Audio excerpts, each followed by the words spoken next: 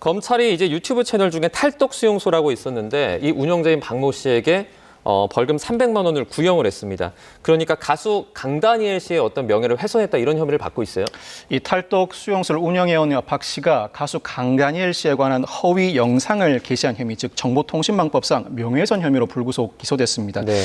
마지막 공판 절차에서 검사가 벌금 300만 원을 선고해달라고 구형했는데 사실 박 씨의 경우에는 강다니엘 씨뿐만 아니라 장원영 씨 등 유명인 7명을 상대로도 허위 영상물을 게시한 혐의로 추가 기소된 상황입니다. 네. 이 사안에서는 아마 초범임을 이유로 벌금형이 선고될 가능성이 높아 보이긴 합니다만 추가 기소된 사안에서도 유사한 혐의로 유죄가 인정될 경우에는 그 사안이 상당히 반복된 행위인 만큼 실형 선고 가능성을 배제하지 못할 것 같습니다.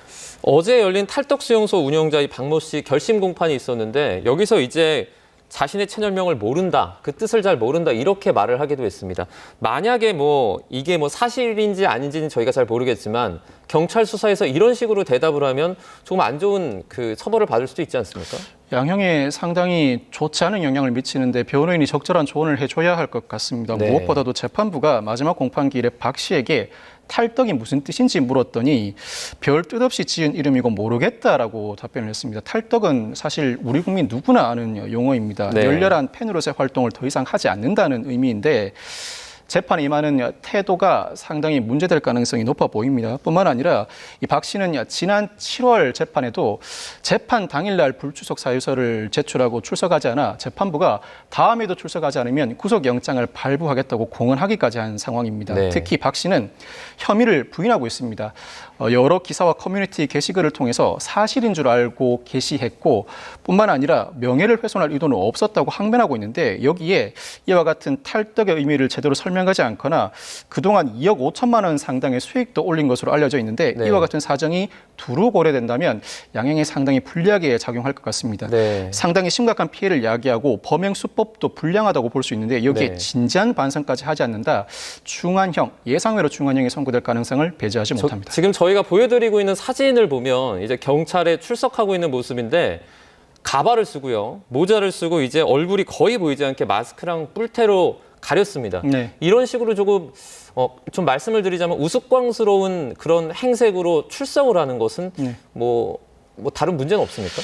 그 자체가 문제가 되지는 않습니다. 다만 네. 이 무더운 날 몸 전체를 가리는 복장을 하고 법정에 출석했는데 아마 박 씨는 자신의 신원이 밝혀질 것이라고는 꿈에도 생각하지 못했던 것 같습니다. 네. 유튜브 채널을 운영하는 과정에서 유튜브 관리 주체인 구글이 미국 회사이다 보니 구글을 상대로 자신의 신원이 밝혀질 일은 없을 것이라고 판단한 것 같은데 장원영 씨 측이 소를 제기하면서 미국의 디스커버리 제도를 활용해 미국 네. 법원을 통해 구글의 운영자 신상을 파악함으로써 이 박 씨가 드디어 기소 단계에 이르게 되었습니다. 아마 자신의 신원이 밝혀지지 않을 것이라 믿었던 박 씨가 정작 자신의 신원은 밝혀질 상황이 되자, 즉 남을 비방하면서도 자신의 신원이 밝혀질 상황이 되자 자신의 모습은 꽁꽁 감추려는 모습을 보이는 것입니다. 네, 지금 미국 기업 유튜브에다가 그러니까 신상 정보 제공 요청했다고 말씀하셨잖아요. 네. 받아들여질 가능성이 좀 있습니까? 우리나라는 디스커버리 제도를 운영하고 있지 않습니다만 미국 법원은 디스커버리 제도를 운영하고 있습니다. 네. 디스커버리 제도는 소송 초기에 양 당사자가 자신들이 보유하고 있는 각종 증거와 자료를 모두 오픈하는 제도입니다. 네. 이 사건의 경우에 장원영 씨 등이 이 박 씨를 이미 형사 고소했습니다만 물론 수사기관과 한미사법공조 시스템으로 일부 신상을 확인할 수 있습니다. 그렇지만 그 시간이 상당히 소요될 것을 우려해서 장원영 씨 측이 캘리포니아주 법원, 구글 본사가 소재한 곳이 캘리포니아주입니다. 캘리포니아주 법원에 미국 디스커버리 제도를 활용해서 4차례 신상 정보 제공 요청을 했고 그동안에 이 박 씨의 행각이 상당히 악의적이라고 판단했는지 미국 법원도 이례적으로 정보 제공 명령을 바람으로써 박 씨의 신상이 공개됐습니다. 이를 토대로 관련 사건에서도 수사와 기소가 온전하게 이루어지게 됐습니다. 이번에 그러니까 탈덕 수용소 같은 사이버 레카 이런 유튜버들뿐만 아니라 그 이전에 찌양 관련된 사태들도 최근에 많이 이슈가 되지 않았습니까? 네네. 이런 그러니까 그 인터넷으로 그 무분별하게 정보를 실어 나르는 사이버 레카들과 관련한 어떤 규제도 좀 있어야 하지 않을까요?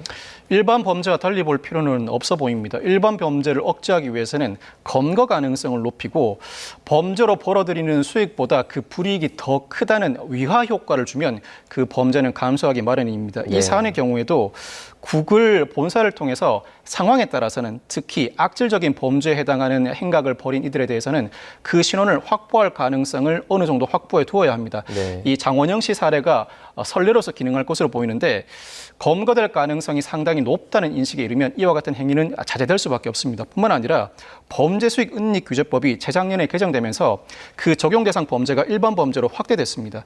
이 명예훼손 행위를 통해서 벌어들인 수입 모두를 몰수하거나 추징할 수 있는 가능성이 열린 만큼 적발 가능성이 높아지고 범죄로 형사처벌을 받게 되면 자신이 취득했던 재산상 이익을 모두 박탈된다는 인식이 강해지면 강해질수록 네. 이와 같은 범죄는 줄어들 수밖에 없을 것 같습니다.